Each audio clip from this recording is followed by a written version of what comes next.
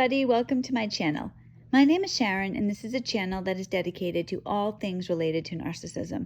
I make videos every Monday, Wednesday, and Friday on all types of topics related to narcissism, so if you haven't already, please take a moment to subscribe to the channel so you don't miss any videos. I would really appreciate it if you gave the video a thumbs up. It's a free way you can help me out, and definitely don't forget to leave a comment because I like to read what you have to say. I'm going to begin today's video by telling you about a woman that I work with. I'm going to call her Cheryl, although that isn't her real name. So Cheryl doesn't wait on anybody without complimenting them. Oh, by the way, I love that sweater. Oh, by the way, that color looks so good on you. Oh, by the way, where did you get those earrings? And people respond to it. One time she complimented somebody's earrings and it turns out that the woman made them. So she came back to the store and gave Cheryl 2 pairs. Another time, somebody brought her this box of chocolate. When I first noticed this, I thought, wow, she's a really nice woman.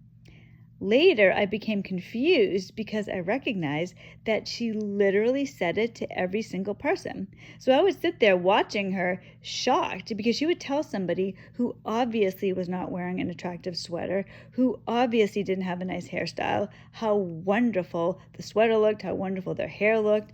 And each time this person would get so excited. However, the same person, Cheryl, is also incredibly passive-aggressive. So one time, we work at a consignment store. Somebody wanted her to take out a ton of jewelry. Then they decided that they didn't want any of it, so Cheryl had to put every single piece back. There was one necklace, though, that the customer said that they were going to come back for tomorrow. After the customer left the store, Cheryl is up at the register buying the necklace for herself, and she's laughing and telling me that she was buying this necklace specifically so that customer couldn't have it. This same woman also confessed to me that when she doesn't like a customer, she purposefully gives them the dirtiest coins and the grubbiest bills in the register for change. So essentially, she's amusing herself, complimenting somewhat obviously unattractive people, their sweaters, their hair, whatever it is. And she's enjoying that. She's getting pleasure out of this. It's like a game she's playing. Now, one time I was late for work and I was rushing into work. I knew I didn't look good. Cheryl comes up to me and she said to me, "Oh my gosh, Sharon, are you trying something new with your hair? You look so pretty today." And when she said that, I'm thinking to myself, oh my Lord, I look much, much worse than I think I do. For me, I know how she is because I see her in action every day. I have enough experience with her. However, for these customers that don't see her very often, they think of her in a very different way. And this is what happens to us when we're in these relationships with narcissists. Eventually, we know exactly who they are. But initially, at the beginning, they're love bombing us and we think we know them. And we would not believe somebody else telling us, "Oh, I don't know, I don't think they really mean that." Whatever it is, whether they're complimenting you physically or telling you this wonderful life they want to live with you, whatever it is, when someone's love bombing you, people get flattered by that. This is what happens to all of us. The truth about narcissists is that they are everything ugly in society. They're arrogant, rude, self-centered, manipulative, and apparently downright delusional. To their families, they're like that proverbial bull in a china shop. They cause complete devastation. Not one delicate plate will be left intact. In terms of your life, once a narcissist is in it, if they aren't recognized and dealt with immediately, you will wake up one day and feel terror, extreme fear, and danger. Every single time a narcissist is going to do something to destroy your life. They're going to lie to you, cheat on you, steal from you. They will do disastrous things. It will turn out that everything you knew, you felt, you believed was all a lie. All your hard work, your love, your trust, your dedication will be pulverized. But because we're talking about a narcissist here, it gets even worse.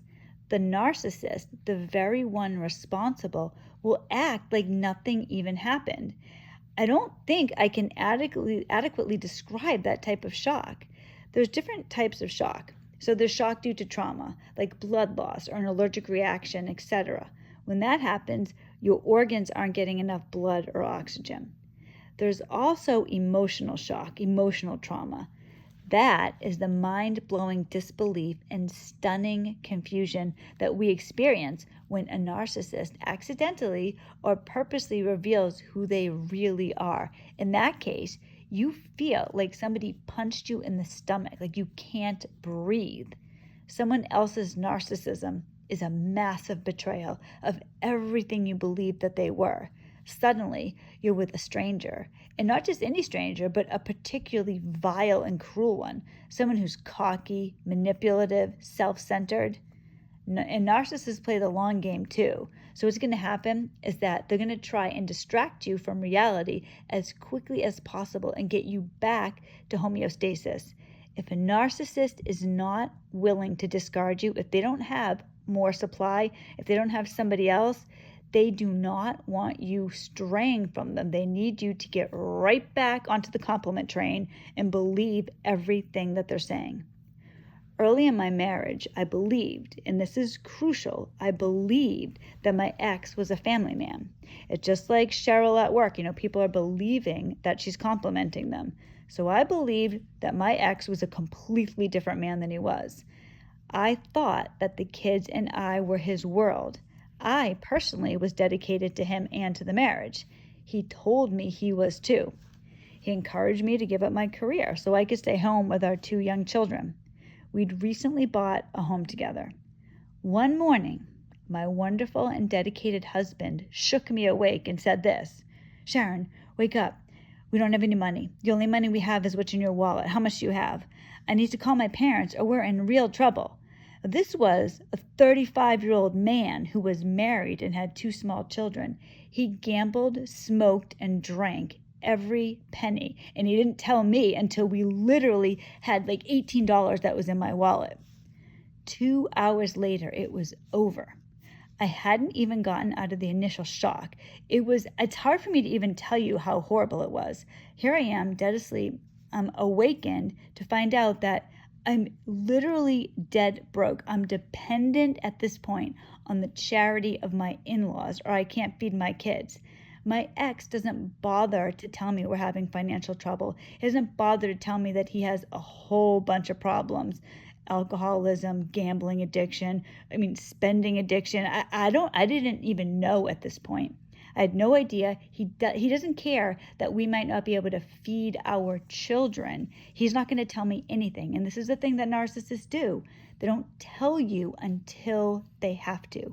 That's a huge issue with a narcissist. There's no warning. Your life goes from 0 to 100 in about 1 second.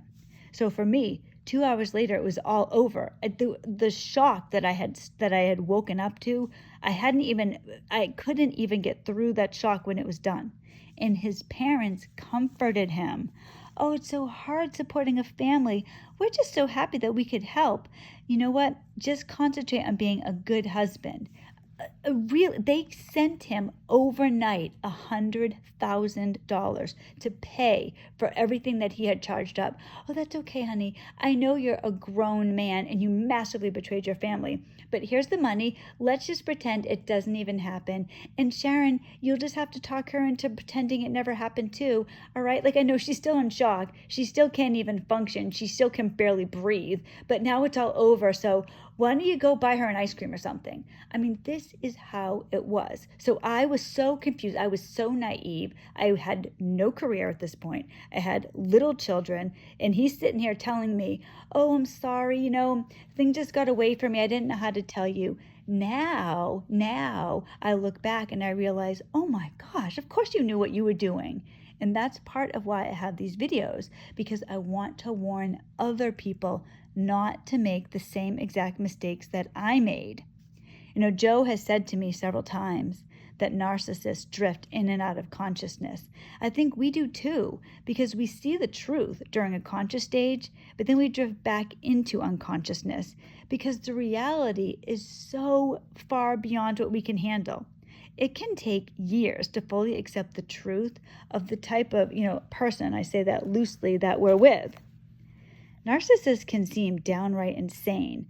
They deny reality. They suffer no guilt. And you're like in the middle of this. In fact, a narcissist really does appear delusional. It's impossible to truly comprehend their behavior, and it can leave us in this state of extended confusion. So I know this from both my own situation and Joe's. My ex feels no shame at all about what he did to me or our children. Not only that, but just if I talk about my kids, he doesn't seem to recognize, or it's not bothering him that he's no longer a part of the kids' lives. So, I mean, this was the man who at the beginning of the marriage, actually, this was a man I thought for more than half the marriage was dedicated to his family. I believed this. I know now that that wasn't even close to the truth. My kids are 15 and 18.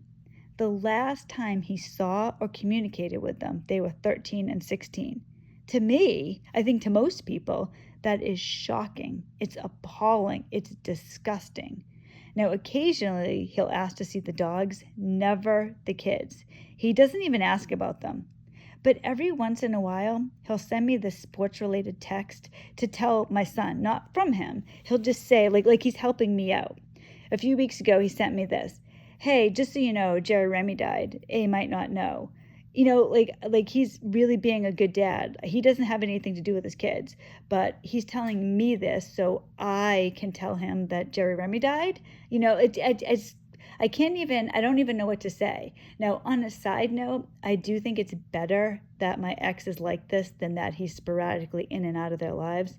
Joe's ex is in and out of his kids' lives. And I think that just causes more trauma. I think it is better overall for my kids. Their father's basically dead. But still, either way, whether the person is in and out of their lives, if they never see them, that causes massive damage to the children. I mean, this is something that's going to affect them for the rest of their lives. Now, my ex seems to be able to push everything aside to concentrate completely on himself. He exists as if he didn't do anything to destroy his family. Like, I'm not raising our kids completely alone. So I can't understand this. And I have to get to the point, I've gotten to this point basically, but it took a long time for me to get here, where I just let it go and accept, okay, this is how he is, because I think it's just natural for people to want to understand, how can it be this way? How can somebody do this? How can you raise your kids and then suddenly just drop out of their life like they don't exist? This is part of the reason why it seems that a narcissist is actually delusional. Now, Joe's ex is similar to mine in a lot of ways. So my ex stole money from my kids, so did Joe's ex, but she stole tens of thousands of dollars. Joe had saved this money for his kids. She took it. She will sporadically see her kids, but Joe does all the work, and she contributes nothing. Like I said, she stole from the kids. She occasionally will see them. The one thing that she was doing for a while was paying their phone bill. Now she doesn't. But so she's not paying the phone bill. The only thing she was contributing to her kids. Now she complains to Joe that she doesn't have a way to contact the kids.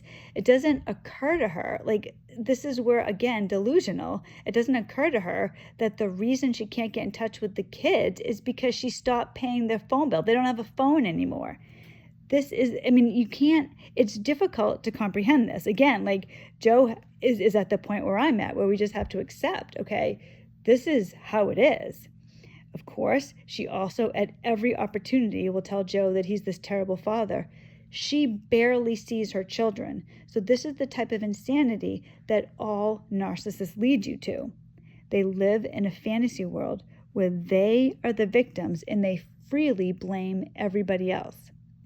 In some ways, narcissists are like an accident that you pass on the freeway or some crazy science experiment. You feel compelled to look at it, to try and understand it, to want to see it.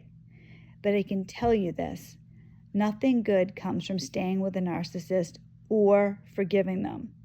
Narcissists will always exploit other people without guilt or shame. They will always insist on things that aren't true. They require constant attention. They're like babies, except babies are at a developmental stage where they are completely dependent on other people for their life. Narcissists are like that too because they never grow up. Narcissists believe truly that they should get whatever they want. Reality need not apply. You, not so much. You are there to serve them, baby them, support them, believe their lies, and accept abuse. The best advice that I can give you is this: do not date without boundaries, standards, and knowing what your worth is.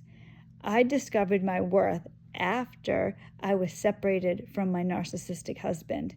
For all those years, I was with my ex for almost 20 years. I had no idea, and he controlled me because I went into the relationship without boundaries, trusting somebody, when really what we need to do is go into any relationship with our eyes wide open. I'm not saying that you shouldn't trust anybody, but trust should be earned. It shouldn't just be automatic. When someone shows you who they are, believe them the first time and act on it. Thank you very much for watching this video. I'm truly grateful for everybody who watches my videos. I also want to say a little side comment I had written on the community page, asked people to pray for Joe's oldest son. He's going through an issue right now. So many of you responded to that, and I really want to thank you very much. It is so appreciated by both me and Joe. I hope you have a wonderful day. I will see you in Friday's video. God bless.